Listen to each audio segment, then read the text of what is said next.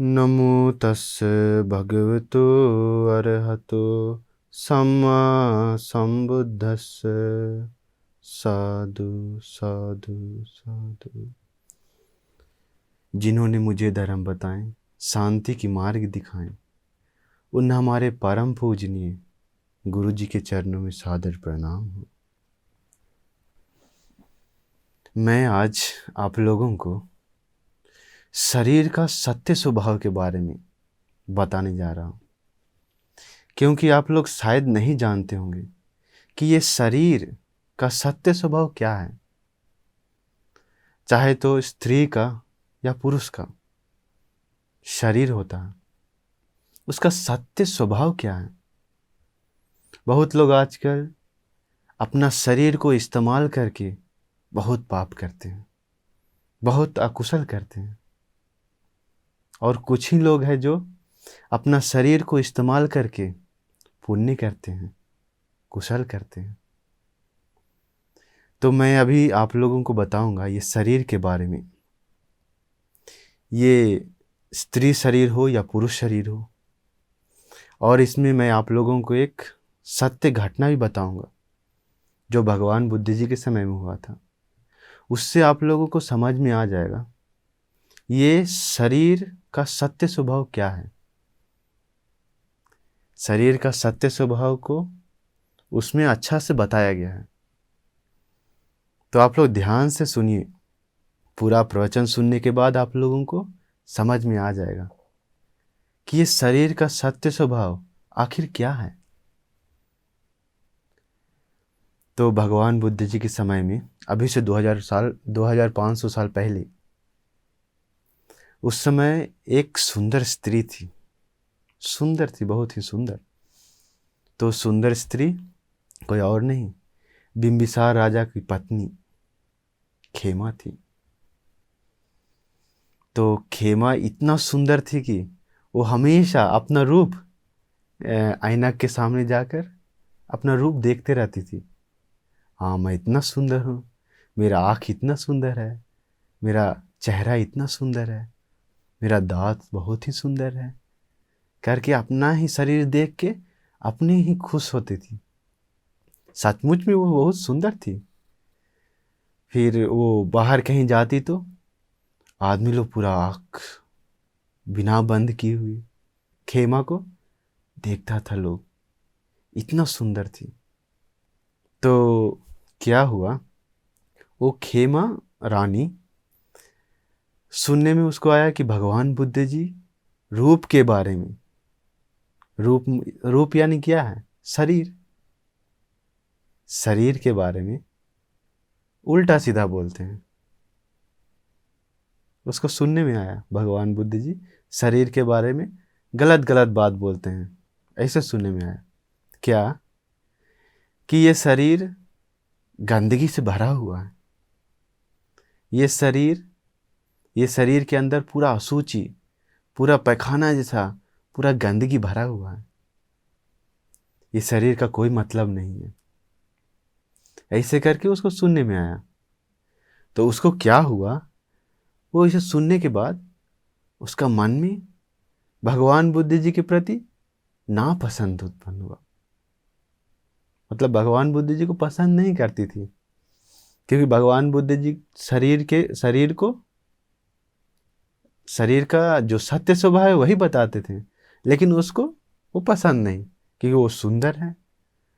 तो उसका शरीर के बारे में कोई भी गलत बोलेगा तो उसको अच्छा नहीं लगता था, इसलिए भगवान बुद्ध जी से नापसंद थी। तो कभी भी भगवान बुद्ध जी से मिलने नहीं जाती थी, कभी भी नहीं। भगवान बुद्ध जी के पास में भी नहीं जाती थी वो।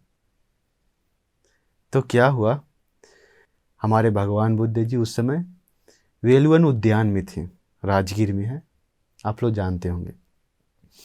तो बिंबिसार राजा क्या किया, बिंबिसार राजा सोतापन्न है, आप लोग जानते होंगे। बिंबिसार राजा सोतापन्न है, यानी कि भगवान बुद्ध जी की धर्म पर बहुत अच्छा से आ चुका है, श्रद्धावान है, शील सुरक्षा करता है, सोतापन्न था।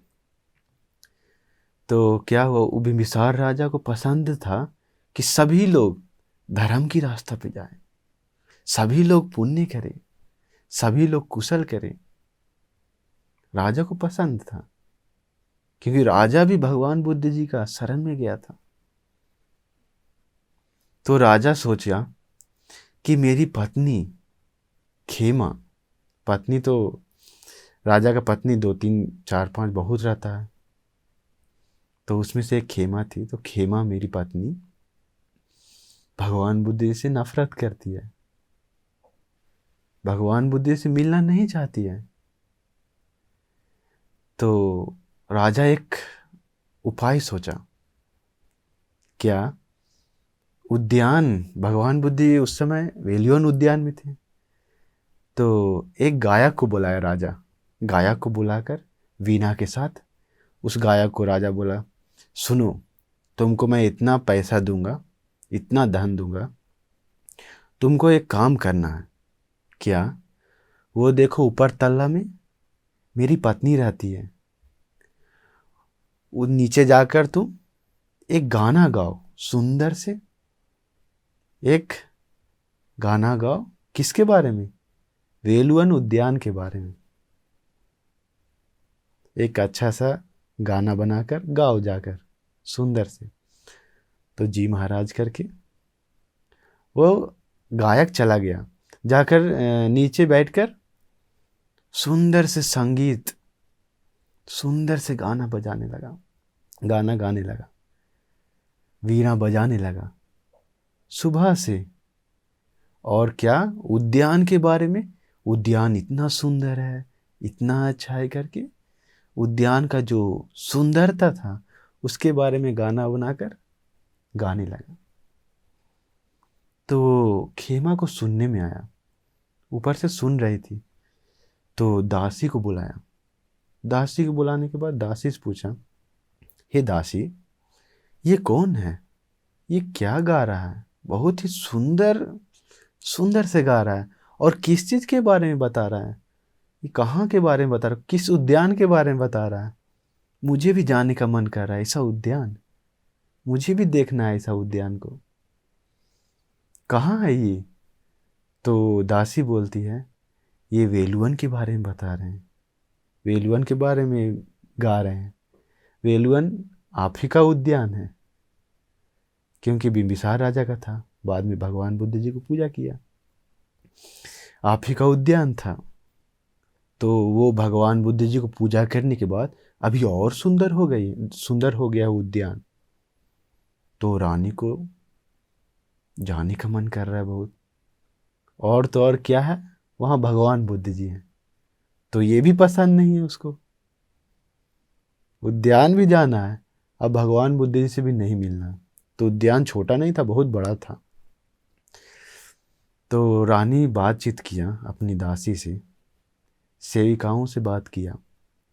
बात करने के बाद बोला, हम लोग चलते हैं, जाकर उद्यान में जाकर देखकर जिस तरफ भगवान बुद्ध जी हैं उस तरफ नहीं जाएंगे, हम लोग दूसरा तरफ जाकर थोड़ा देखकर जल्दी से वापस आ जाएंगे। ऐसे बातचीत करके हाँ हाँ करके सब लोग बात कर लिया। तो राजा को पता लगा। तो राजा देखा, हाँ आप ठीक हैं, अब जाएगा, ठीक है। राजा सेवक को बुलाया, सिपाही लोग जो रानी के साथ जाता है उन लोगों को बुलाया। बुलाने के बाद बोला, राजा देखो तुम लोग ध्यान से सुनो, रानी खेमा जा रही है कहाँ? उद्यान में, वेलुवन में। तो वहाँ जाते ही उन लोग प्लान किया है क्या, तुरंत ही देखकर वापस आने के लिए। तुम वहाँ जाने के बाद तुम लोग क्या बोलना जानते हो?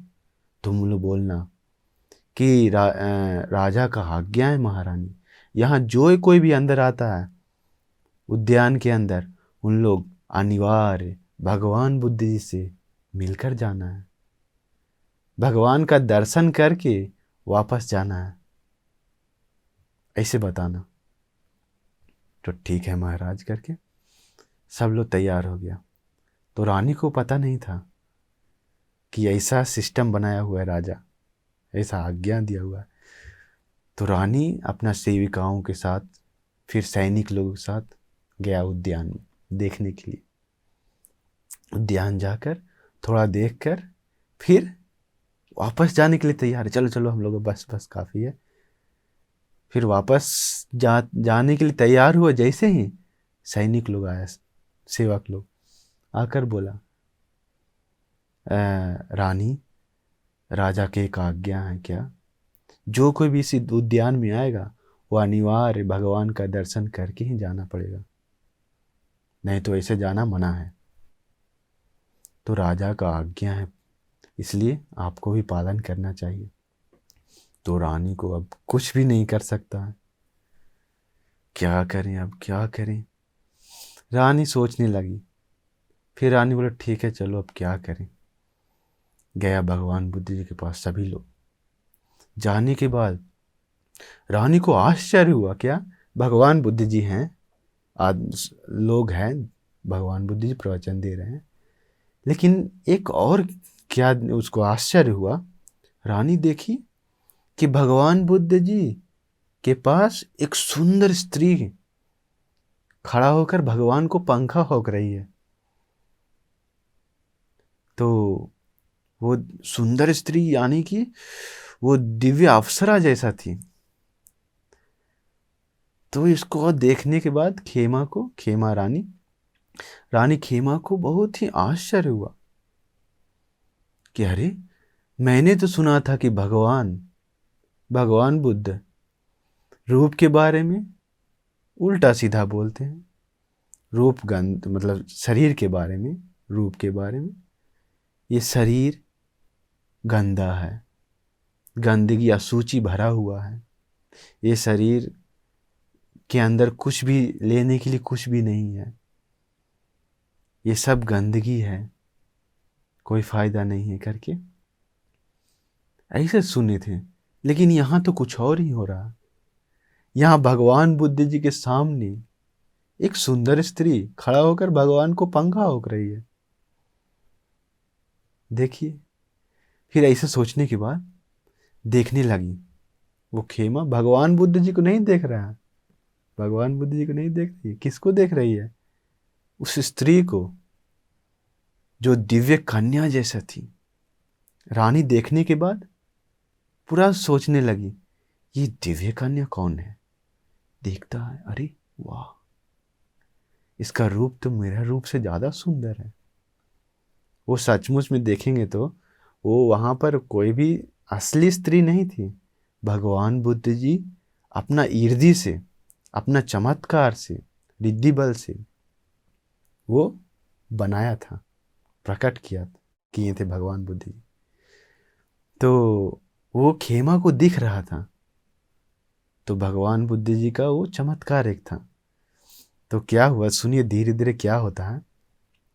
तो खेमा पीछे से अभी देख रही है दूर से, भगवान बुद्ध जी को नहीं, उस दिव्य कन्या को, अप्सरा को देख रही है। अरे वाह, इसका आँख तो बहुत सुंदर है, नीला कलर का है, नीला रंग है। मेरा आँख इतना सुंदर नहीं है। इसका कान कितना सुंदर है, इसका चेहरा बिल्कुल चांद जैसा है। अभी क्या करने लगा, कंपेयर करने लगा। लड़की लोग का स्वभाव होता है, आप लोग जानते होंगे, बहुत लड़कियां ऐसा ही हैं। दूसरा लड़की लोग को देखने के बाद क्या, अपना रूप के साथ कंपेयर करता है, बराबरी करती है कि मेरा रूप ऐसा है, उसका रूप ऐसा है, हाँ उससे ज़्यादा मैं सुंदर हूँ, या मेरे से ज़्यादा उसका आँख सुंदर है, ऐसे ऐसे। तो रानी भी वैसा ही थी, सुंदर थी, लेकिन अब दिव्य अप्सरा के सामने फेल। तो देखने लगी बहुत कि अरे वाह, ये तो बहुत ही सुंदर कन्या है, बहुत ही सुंदर स्त्री है, मुझसे ज़्यादा सुंदर है, इसका शरीर चमक रहा है, वाह कितना सुंदर है। मैं तो इससे ज़्यादा, मुझसे ज़्यादा ये तो ये सुंदर, मैं ज़्यादा सुंदर नहीं। अभी क्या हुआ, धीरे धीरे अपना शरीर से ज़्यादा उसका शरीर सुंदर है, मन में आया खेमा, रानी खेमा को। फिर भगवान बुद्ध जी का चमत्कार देखिए। भगवान बुद्ध जी क्या करते हैं, उसी समय भगवान बुद्ध जी धीरे धीरे उस रूप को बदलते हैं, रूप को बदलते हैं। क्योंकि ये रूप का सत्य स्वभाव जो है वो भगवान बुद्ध जी उस समय दिखाते हैं रानी खेमा को। तो रानी खेमा भगवान बुद्ध जी की ओर नहीं, वो दिव्य अप्सरा स्त्री की ओर देख रही थी। तो दिव्य अप्सरा धीरे धीरे बदलने लगी, पंखा होकते होकते धीरे धीरे बदलने लगी।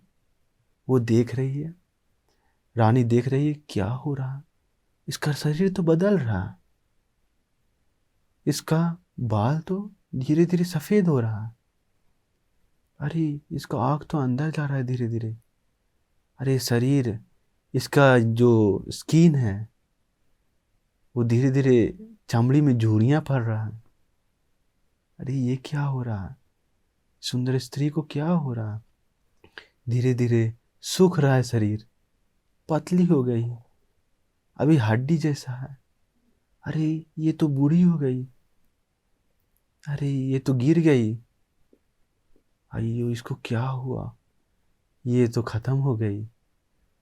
देखिए फिर वहां पर भगवान बुद्ध जी उस शरीर को गायब कर देते हैं। तो अभी उसका मन में क्या, वो सब देखने के बाद क्या हुआ, वो जवान दिव्य अप्सरा जैसा सुंदर थी, धीरे धीरे धीरे धीरे बूढ़ी हो गई, दांत भी सब खत्म, दांत नहीं, चेहरा पूरा कुरूप हो गई, झुक गया पूरा, शरीर पूरा सट गया, पूरा शरीर अंदर घुस गया, पूरा झुर्रियाँ पड़ गया, फिर पूरा हड्डी हड्डी जैसा हो गया, बूढ़ी जैसा होकर कंकाल बनकर गिर कर खत्म हो गए। देखिए ये चमत्कार था भगवान बुद्ध जी का। तो वो सब देखने के बाद रानी खेमा को भी मन में आया, अरे ये क्या हुआ, मुझसे ज्यादा सुंदर स्त्री थी, वो स्त्री दिव्य कन्या जैसा मुझसे ज्यादा सुंदर थी, क्या हुआ ये। अभी उसका मन धीरे धीरे बदल रहा है। देखिए भगवान बुद्ध जी दूसरे लोगों को सुधारने का तरीका, इसलिए भगवान बुद्ध जी को क्या बोलते हैं, अनुत्तरो पुरुष धम्म सारथी, हमारे भगवान बुद्ध जी। तो देखिए अभी क्या होगा, फिर क्या हुआ, अभी तो स्त्री नहीं है, खत्म, गायब हो गई। फिर वो रानी खेमा क्या की, अभी वो स्त्री नहीं है, भगवान की ओर देखी, भगवान बुद्ध जी की ओर देखी। तो भगवान बुद्ध जी शरीर के बारे में बताते हैं, इस शरीर का सत्य क्या है। भगवान बुद्ध जी बताते हैं, खेमा ये शरीर का सत्य स्वभाव है, इस शरीर में गंदगी भरा हुआ है, ये शरीर गंदगी से अशुचि से भरा पड़ा है, ये शरीर बूढ़ा हो जाता है, मर जाता है, नष्ट हो जाता है। तो आप लोग भी जानते होंगे ये सत्य सभी लोगों के सामने है, सिर्फ लोग देखना नहीं चाहते हैं, देखना नहीं चाहते हैं। क्योंकि आप लोग देखे होंगे बचपन में बच्ची लोग या बच्चा लोग रहता है कितना सुंदर रहता है बचपन में, धीरे धीरे बड़ा होता है, जवान होता है, तो जवान स्त्री कितना सुंदर रहती है, लेकिन उसके बाद चेंजिंग होता है, धीरे धीरे बूढ़ी होती है। शरीर का स्वभाव है। आप लोग देखे होंगे आजकल कितना हीरोइन लोग, कितना एक्ट्रेस लोग, कितना हीरो लोग, पहले का फोटो अभी का फोटो मिलाने के बाद कैसा लगता है। इंटरनेट में बहुत दिया हुआ उस फोटोस कि ये पहले का फोटो है, ये अभी का फोटो है, तो दोनों का कंपेयर करने के बाद साफ साफ दिखता है क्या, पहले इतना सुंदर थी, अभी पूरा बूढ़ी हो गई। तो वही शरीर का सत्य है।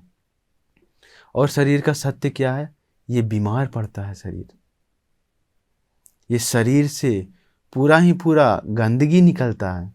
आप सोचिए, ज्ञान से सोचिए, इस शरीर से क्या निकलता है बाहर, कहीं से भी अच्छा कुछ निकलता है,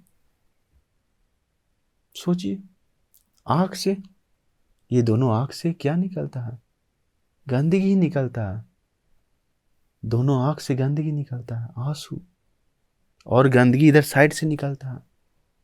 आप लोग देखे होंगे, सोने के बाद, सोकर उठने के बाद आँख में गंदगी रहता है।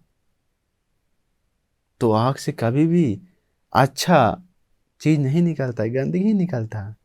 कान में देखिए, दो कान है हम लोग के पास, दोनों तरफ से क्या अच्छा कुछ निकलता है? नहीं, दोनों तरफ से गंदगी ही निकलता है। नाक से अच्छा कुछ निकलता है? नहीं, नाक से भी गंदगी ही निकलता है, साफ चीज नहीं निकलता है। मुख से देखिए, आपका मुख से क्या अच्छा कुछ निकलता है? नहीं, थूक, खकार, गंदगी ही निकलता है। अपना ये आगे से देखिए, योनि से पेशाब, गंदगी ही निकलता है। पीछे से पैखाना, गंदगी ही निकलता है। शरीर का पूरा लोम लोम से पसीना कितना गमकता है। इसका मतलब शरीर से हर जगह से गंदगी ही निकलता है। कभी भी अच्छा चीज नहीं निकलता, कभी भी साफ चीज नहीं निकलता शरीर के अंदर से, कभी नहीं। ध्यान से सोचिए, यही है सत्य स्वभाव। और तो और भगवान बुद्ध जी बताएं, ये शरीर बीमार पड़ता है, वो भी सत्य है। आप लोग देखे होंगे, आप लोग, ऐसा एक धरती पे कोई भी नहीं है जो बीमार ना पड़ा हो। सभी लोग बीमार पड़ते हैं, सभी लोग।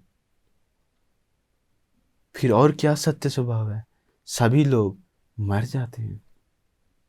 तो हम लोग को, आप लोग भी जानते हैं, हम लोग भी जानते हैं, एक न एक दिन हम लोगों को मरना पड़ेगा, मृत्यु का सामना करना पड़ेगा। बिना मर के अमर कोई भी नहीं है, कोई भी अमर नहीं है। तो यही सत्य स्वभाव है। तो भगवान बुद्ध जी वही सत्य स्वभाव रानी खेमा को बताएं। तो रानी खेमा का दिमाग, अभी मन पूरा ही पूरा साफ हो गया। धीरे धीरे समझ में आ गया ये शरीर का सत्य स्वभाव क्या है। पहले अपना जवानी का नशा चढ़ा हुआ था, सुंदरता का नशा चढ़ा हुआ था खेमा को। अभी भगवान बुद्ध जी वो सब सत्य क्या है शरीर का पूरा बताएं। इसके बाद समझ में आ गया, सोतापन हो गई। भगवान बुद्ध जी के प्रति अटल श्रद्धा, श्री सद्धर्म के प्रति अटल श्रद्धा, आर्य महासंघ के प्रति अटल श्रद्धा, आर्यकांतशील, ये चार। आर्यकांतशील मतलब, आर्यकांतशील यानी कि कभी भी जो शील सुरक्षा करता है, चाहे तो वो पंचशील हो सकता है या उपोषणशील, कुछ भी, वो कभी भी टूटता नहीं है उसका हाथ से, कभी भी नहीं। तो वो रानी खेमा भी सोतापन्न हो गई। तो भगवान बुद्ध जी वहां तक नहीं रुके, अभी और ज्ञान बताने लगे। ये राग द्वेष मोह को मिटाने का तरीका भगवान बुद्ध जी बताने लगे। फिर ज्ञान बताने के बाद वो अरहंत हो गई। देखिए, गृहस्थ जीवन में ही अरहंत हो गई, कितना भाग्यवान थी। अगर भगवान बुद्ध जी से नहीं मिलती तो कहाँ रहती, बचने का कोई चांस नहीं। अभी सभी दुखों से मुक्त हो गई, संसार दुखों से मुक्त हो गई। जो भी तन्ना था, जो भी आशा था, जो भी क्लेश था, राग द्वेष मोह, सब नष्ट हो गया। देखिए, भव सागर से पार गई। तो अभी गृहस्थ है। तो भगवान बुद्ध जी समझ गए अभी ये अरहंत हो गई। तो भगवान बुद्ध जी सेवक लोगों को बुलाया, सैनिक लोगों को, सैनिक लोग को बुलाकर संदेश भेजा राजा के पास। क्या कि ऐसे ऐसे हुआ करके बताने के लिए, यहाँ जो जो हुआ है। तो सैनिक जाकर बताया। तो राजा तुरंत आया भगवान से मिलने के लिए। तो भगवान बुद्ध जी राजा को बताया, राजन, बिंबिसार राजा को, राजन, अभी आपकी पत्नी यानी कि खेमा सामान्य स्त्री नहीं है। राग द्वेष मोह को नष्ट किए हैं, अरहंत हो गई है।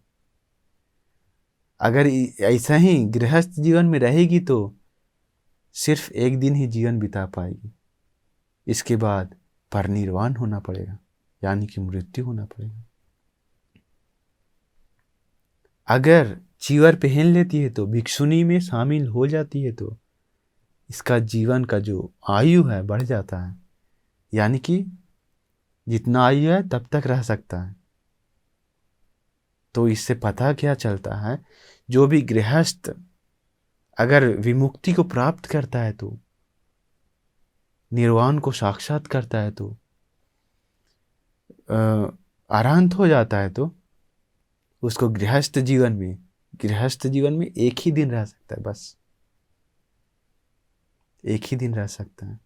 चाहे तो परिनिर्वाण होना पड़ेगा, नहीं तो भिक्षु या भिक्षुनी बनना पड़ेगा। लड़का है तो भिक्षु बनना पड़ेगा, लड़की है तो भिक्षुनी बनना पड़ेगा। इसके बाद ही जीवन बिता सकता है आगे तक, क्योंकि गृहस्थ जीवन में वो भारी नहीं उठा सकता। मतलब इतना निकलेश जीवन है, वो निकलेश जीवन गृहस्थ जीवन में नहीं रह सकता। सिर्फ और सिर्फ चीवर यानी कि भिक्षु बन के ही रह सकता है। तो सोचिए चीवर का पावर कितना है। देखिए, चीवर को अरहंत ध्वज भी बोलता है, अरहंतों का झंडा। देखिए, तो राजा क्या भगवान बुद्ध से बोले, राजा बोले, भगवान बुद्ध जी, खेमा को अभी परिनिर्वाण होने की जरूरत नहीं है, यानी कि मृत्यु होने की जरूरत नहीं है। अभी आज इनको हम लोग भिक्षु नहीं बनाएंगे। राजा अनुमति दे दिए कि भिक्षुनी बनाने के लिए। तो भगवान बुद्ध जी यही भिक्षुनी बोलकर भिक्षुनी बनाती है। अभी वो कौन है? भिक्षुनी खेमा। आप लोग सुने होंगे भिक्षुनी खेमा के बारे में। भिक्षुनी खेमा भगवान का अग्र श्राविका थी, भिक्षुनी श्राविका, जो प्रज्ञा से अग्र थी भिक्षुनी में से। आप लोग सुने हो भिक्षु में से अग्र कौन था? अरहंत सारिपुत्र भंते जी प्रज्ञा में, और भिक्षुनी से खेमा अरहंत भिक्षुनी। तो देखिए इसके साथ इससे आपको समझ में आ गया होगा कैसा ये शरीर का सत्य स्वभाव है। आप लोग क्या सोचते हैं, ये जो शरीर है, ये शरीर कैसे बनता है? भगवान बुद्ध जी बताएं, चत्तारो च महाभूत चतुर्नंच महाभूतानंग उपादाय रूपम। शरीर को ही रूप बोलते हैं, ठीक है। तो चत्तारो च महाभूत, ये चार चीज, चार महाधातु से या चार महाधातु से जो भी कुछ बनता है उसको रूप बोलते हैं, रूप बोलते हैं। चार महाधातु क्या है? पृथ्वी, आपो, तेजो, वायु। पृथ्वी यानी कि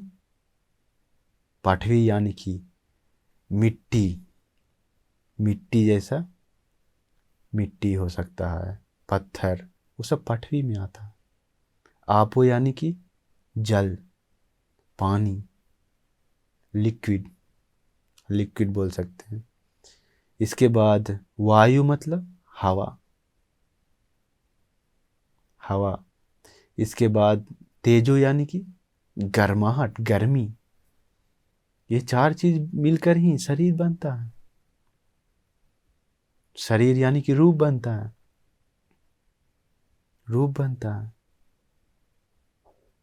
तो कोई भी रूप हो, यही चार चीज मिलकर बनता है। फिर जो शरीर में, हम लोग का शरीर में नाम रूप दोनों है।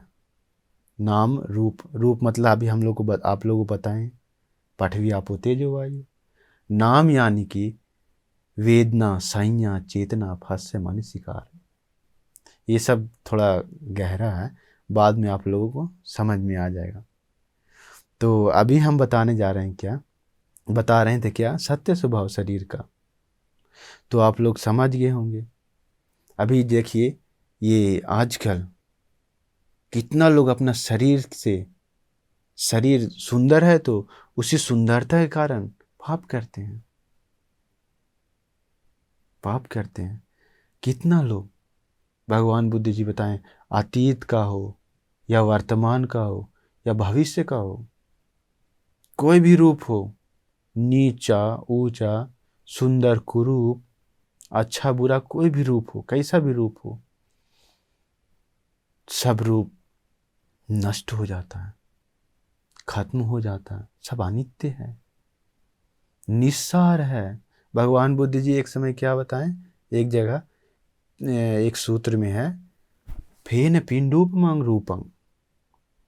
ये रूप जो है फेन के समान है। आप लोग फेन देखे होंगे नदी में, कभी कभी फेन का बहुत बड़ा बड़ा जाते रहता है फेन। फेन तो जानते हैं, वो फेन के समान रूप बताएं भगवान बुद्ध जी। फेन क्यों समान किए हैं, उसके बराबरी क्यों किए हैं? क्योंकि फेन में कुछ नहीं अंदर आता है, कुछ सार नहीं अंदर, कोई फायदा नहीं है। दिखने में लगता है बड़ा जैसा, लेकिन कुछ भी नहीं अंदर। वैसा ही है रूप। तो देखिए कितना भगवान बुद्ध जी के पास प्रज्ञा था, सोच भी नहीं सकते। तो इसलिए आप लोग समझ लीजिए कि भगवान बुद्ध जी एक समय क्या बताए हैं, एक सूत्र में है कि जो कोई भी पुरुष हो या स्त्री हो, कोई भी हो, अगर गुस्सा करता है तो, अभी हम आप लोगों को बता रहे हैं क्या, सुंदर होने का तरीका। मतलब आप लोग देखते होंगे बहुत लोग सुंदर भी है, कुरूप भी है। तो ये जो खेमा थी वो सुंदर थी, आप लोग भी सुंदर हो सकते हैं। कोई कोई लोग बहुत कुरूप रहता है, कारण क्या है? कारण देखिए बताते भगवान बुद्ध जी बताए हैं कि जो कोई भी क्रोध करता है तो, गुस्सा करता है तो, नफरत लड़ाई झगड़ा करता है तो, उन लोग मरने के बाद नरक में जाता है, बहुत दुख भोगता है। अगर नरक में नहीं गया तो, अगर मनुष्य लोक में आया तो कुरूप बन जाता है, उसका चेहरा सुंदर नहीं है।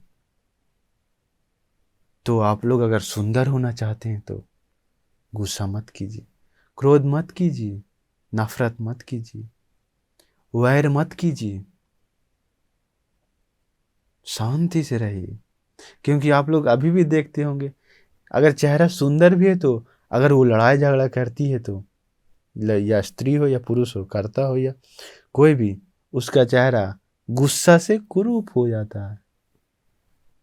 चेहरा सुंदर है, अगर वो मुस्कुराएगी तो सुंदर दिखती है, लेकिन जब गुस्सा आता है तो चेहरा पूरा ही पूरा खत्म, पूरा ही पूरा कुरूप हो जाती है।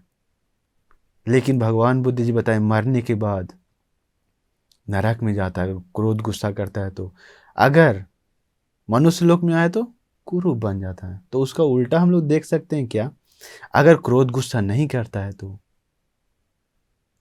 अगर मैत्री करता है तो, कोई स्त्री या पुरुष कोई भी अगर दूसरे लोग को प्यार से बात करता है तो, वैर नहीं है तो, उन लोग मरने के बाद स्वर्ग में जाता है। अगर स्वर्ग दिव्य लोक में नहीं गया तो, मनुष्य लोक में आया तो बहुत ही सुंदर शरीर मिलता है, सुंदर शरीर मिलता है। तो देखिए, लेकिन बहुत लोग क्या करते हैं, आप सुंदर शरीर मिल गया, जवान भी है, लेकिन जवानी का नशा में आकर, सुंदरता का नशा में आकर पाप करते हैं। दूसरे लोग को आप नीचा देखते हैं, अपने को सुंदर, मैं सुंदर हूं, बाकी लोग कुरूप हैं। मैं ऊंचा हूं, बाकी लोग नीच हैं। ऐसे देखता है। तो वो सब की नशा में आकर, जवानी के नशा में ही ये सब करते हैं, सुंदरता के नशा में ही ये सब करते हैं। तो देखिए, आप लोग कभी भी अगर सुंदर हैं तो, जवान हैं तो, वो सब के नशा में आकर कभी भी पाप मत कीजिए। क्योंकि इस समय, इस जन्म में तो कर सकते हैं, सुंदर शरीर मिला आपको, पहले आप गुस्सा क्रोध नहीं किए इसलिए। अगर इस जन्म में गुस्सा क्रोध करते हैं तो, नफरत करते हैं तो, पाप करते हैं तो, अगला जन्म में आपको फिर कुरूप बनना पड़ेगा, फिर से दुख भोगना पड़ेगा। इसलिए आप लोग कभी भी पाप मत कीजिए, पुण्य कीजिए, दूसरे लोगों को मदद कीजिए, क्रोध गुस्सा मत कीजिए, धर्म की रास्ता पे चलिए। इसलिए मैं आप लोगों को आशीर्वाद करता हूँ कि खुशी से धर्म की रास्ता पे चलते हुए, बिना गुस्सा करके, शांति से, पुण्य करते हुए, दानशील भावना आदि करके, बहुत पुण्य करते हुए खुशी से जीवन बिताने का भाग्य मिल जाए। साधु साधु।